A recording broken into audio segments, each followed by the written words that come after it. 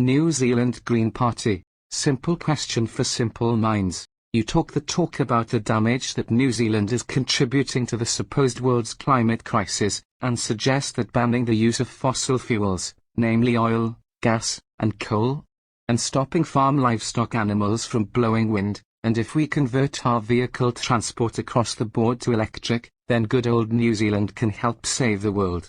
Apart from the gross stupidity of your suggestions, you never explain how such action would make any difference to the world's climate. Why not? Is it because you already know that it would make zero difference, and that the crazy New Zealand Green Party are just a bunch of con-job scam artists, who enjoy huge taxpayer-funded salaries, expenses, travel perks, and of course, behind-the-scenes bonuses? Here's a chance to redeem yourselves. Consider Iceland and New Zealand, and then pluck up courage and explain how banning the use of oil and gas, stopping cows and sheep belching, and driving battery-powered EVs, will stop natural geological events from spewing out pollution in these countries. Plate tectonics in New Zealand. New Zealand sits on the edge of two tectonic plates, the Indo-Australian and the Pacific plates. This makes New Zealand geologically active with many earthquakes, geothermal areas and volcanoes. This plate boundary has shaped New Zealand. The movement of these two tectonic plates forms the New Zealand landscape that we know and love. Plate tectonics in Iceland.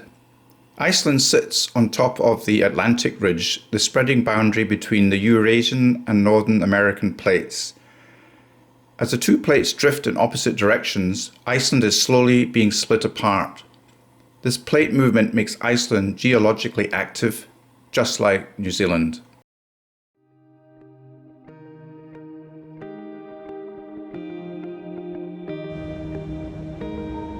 It's an extremely short warning time this time, only about 30 minutes.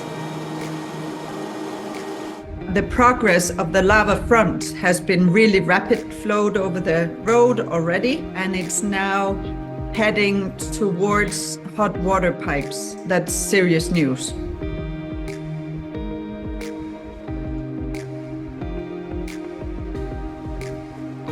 It's really cold in Iceland at the moment, so of course losing hot water supply is less than fortunate.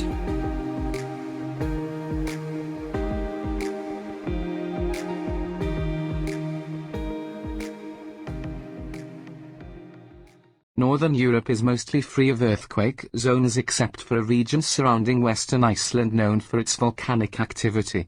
And New Zealand is also located in one of the world's earthquake hotspots. According to historians, the Wairarapa quake caused some parts of the landscape to become 20 feet higher in elevation. Iceland is no stranger to volcanoes. It's located in one of the most volcanically active places in the world.